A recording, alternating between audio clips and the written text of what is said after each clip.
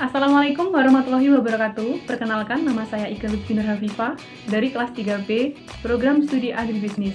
Kali ini di video saya akan menjawab sebuah soal, yaitu soal ujian akhir semester dari mata kuliah konservasi lingkungan. Nah, soal ini untuk memenuhi tugas dari dosen saya dengan nama Bapak Abdul Khalid. Jangan lupa like, komen, dan subscribe. Baik, saya akan menjawab pertanyaan nomor 1 dengan soal sebagai berikut. Jelaskan siklus hidrologi secara detail.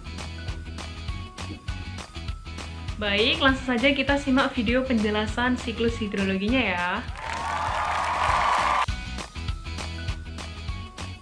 Baik, saya akan menjelaskan siklus hidrologi secara detail. Oke, sebelumnya, pernahkah kalian bertanya-tanya dari manakah hujan itu berasal?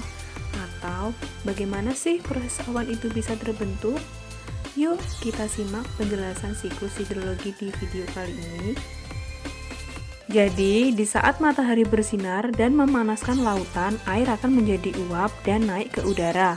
Proses ini disebut dengan evaporasi.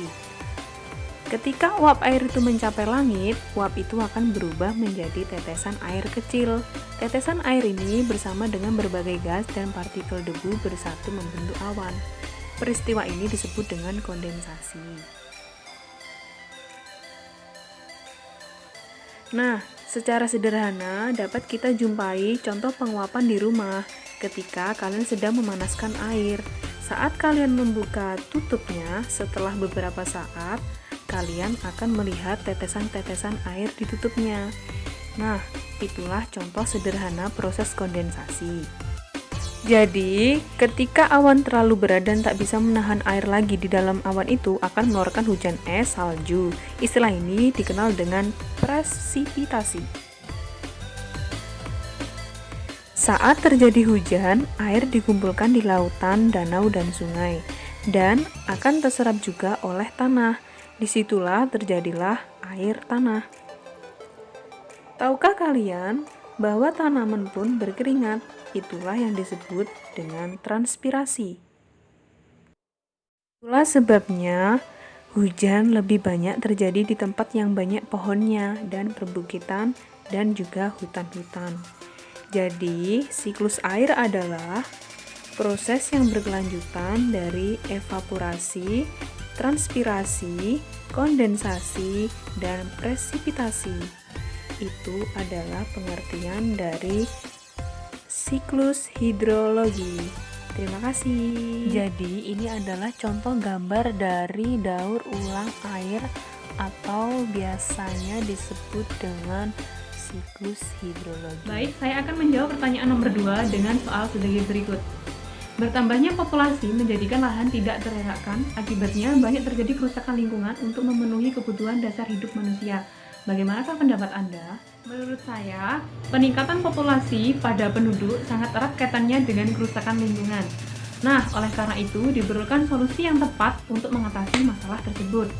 Pada kenyataannya, telah banyak dilakukan penyelesaian untuk mengatasi masalah penduduk yang terus meningkat dengan cara melakukan program keluarga berencana atau KB. Namun, program ini dirasa kurang optimal karena banyak kendala dalam proses penyelenggaraan KB ini.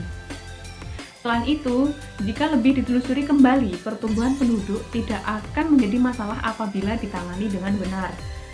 Jumlah penduduk yang besar, jika diikuti dengan kualitas yang memadai, akan menjadi penopang bagi pertumbuhan ekonomi.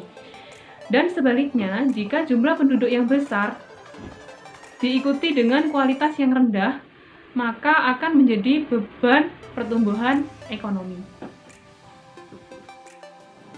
Baik, saya akan menjawab pertanyaan nomor 3 dengan soal sebagai berikut.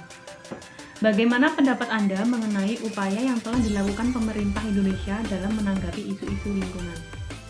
Jadi menurut saya, isu-isu lingkungan yang paling dibicarakan yaitu adalah isu-isu lingkungan yang terdapat pada permasalahan sampah plastik. Nah, sampah plastik ini merupakan permasalahan yang sangat luar biasa karena sampah plastik ini tidak lepas dari kehidupan kita sehari-hari. Nah, maka dari itu pemerintahan Indonesia berupaya untuk menggalakkan non-plastik, tetapi kenyataannya juga tidak bisa karena di sisi lain kita juga belum sadar akan hal tersebut. Nah, maka dari itu pemerintah Indonesia mengeluarkan kebijakan uji coba untuk mengurangi penggunaan sampah plastik ini dengan cara mengenakan biaya terhadap konsumen yang ingin menggunakan kantong plastik pada saat berbelanja di swalayan ataupun pasar-pasar dan lain sebagainya. Selanjutnya, saya akan menjawab soal nomor 4 dengan pertanyaan sebagai berikut.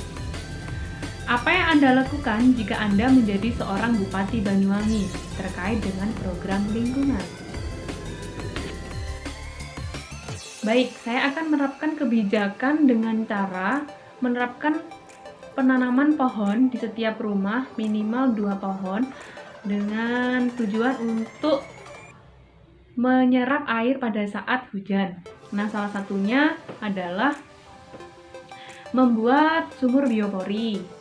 Dan yang kedua adalah membuat tempat sampah organik dan non-organik. Jadi di sini kebijakan saya yaitu menerapkan masyarakat agar memisahkan antara sampah plastik dengan sampah organik. Karena di sini sampah plastik sangatlah memprihatinkan. Karena di Banyuwangi sendiri sampah-sampah plastik banyak sekali berserakan di sungai-sungai besar. Selanjutnya adalah saya akan melakukan pelatihan terhadap masyarakat yang mengalami pengangguran atau tidak punya pekerjaan dengan cara melakukan pelatihan dengan menggunakan plastik yang sudah tidak digunakan menjadi tas atau kerajinan-kerajinan lainnya.